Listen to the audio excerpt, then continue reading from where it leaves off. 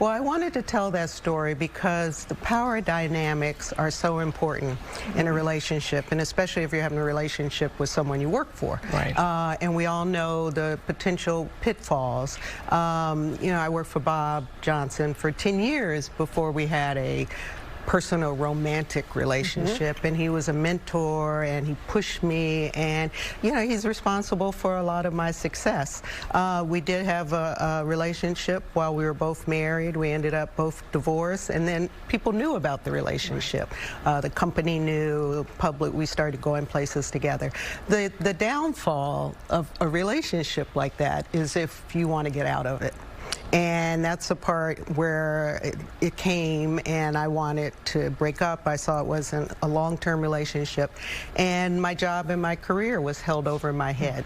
And it was like, well, if you want to break up with me, then you can leave tomorrow. And that was, 20 years into my career at BET, so I would have lost everything. Yeah. I would have lost my career, my job, my ability maybe to get another job, because if I couldn't get a reference for the person I worked for 20 years, how do I explain that? And by that time I was a single mother with 2 children. So it was a tough time, and I didn't have anyone to talk to about it because I didn't have female role models. There weren't a lot of women ahead of me. I was embarrassed to talk to my family about it.